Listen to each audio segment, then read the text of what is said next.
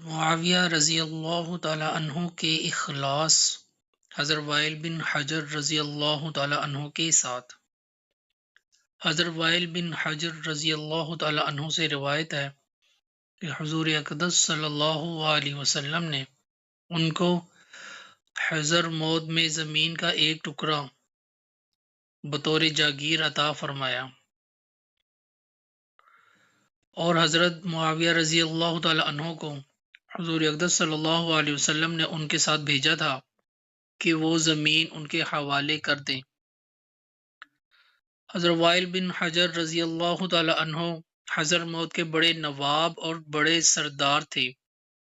واقعہ لکھا ہے کہ جب حضور اقدس صلی اللہ علیہ وسلم نے حضرت معاویہ رضی اللہ تعالی عنہ کو ان کے ساتھ حضر موت کی طرف روانہ کیا تو حضرت وائل بن حجر رضی اللہ تعالی عنہ اونٹ پر سوار تھے، اور حضرت امیر معاویہ رضی اللہ تعالی عنہ کے پاس کوئی سواری نہیں تھی، اس لیے وہ پیدل ان کے ساتھ روانہ ہوئے۔ راستے میں جب صحرا ریگستان میں دھوپ تیز ہو گئی اور گرمی بڑھ گئی تو حضرت معاویہ رضی اللہ تعالی عنہ کے پاؤں جلنے لگے۔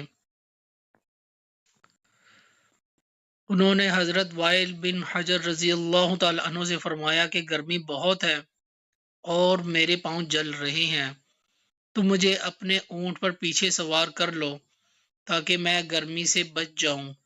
تو انہوں نے جواب میں کہا، تم بادشاہوں کے ساتھ ان کے پیچھے بیٹھنے کے قابل نہیں ہو، لہذا ایسا کرو کہ میرے اونٹ کا سایہ زمین پر پڑ رہا ہے، تم اس سائے میں چلتے ہوئے میرے ساتھ آ جاؤ۔ چنانچہ حضرت معاویہ رضی اللہ تعالی عنہ نے مدینہ منورہ سے یمن تک پورا راستہ اسی طرح قطع کیا، اس لیے حضور اقدس صلی اللہ علیہ وسلم نے ساتھ جانے کا حکم دیا تھا۔ چنانچہ وہاں پہنچ کر ان کو زمین دی، پھر واپس تشریف لے آئے۔ بعد میں اللہ تعالیٰ کا کرنا ایسا ہوا کہ حضرت معاویہ رضی اللہ تعالی عنہ خود خلیفہ بن گئے۔